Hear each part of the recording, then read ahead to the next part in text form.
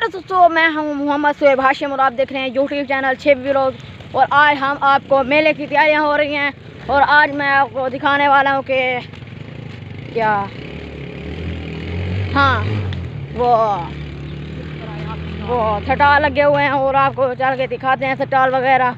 और अपने व्लॉग को पूरा देखना है, बहुत ही मज़ेदार व्लॉग होने वाला है। और आपको कपड़े भी दिखाएंगे, अगर आपको कपड़े पसंद आए तो आप ले भी सकते हैं। जनाना कपड़े हैं, मर्दाना नहीं है।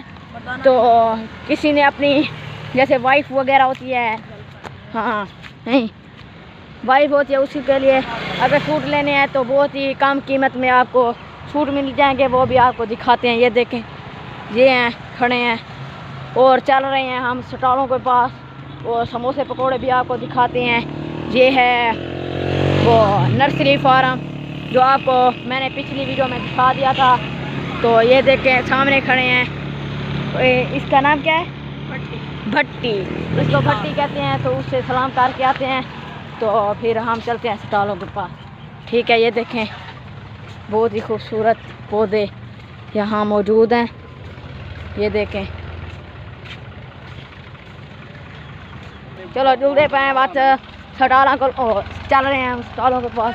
तो आपको सारे दिखाते हैं। ये देखें, इसके काम देखें, इसको थुए चंबड़ गए हैं। ये देखें हैं, बल्कि चुप गए हैं। क्या कौन सी बूटी? मोहब्बत बूटी। मोहब्बत है, इतनियों से मोहब्बत कर ली। चल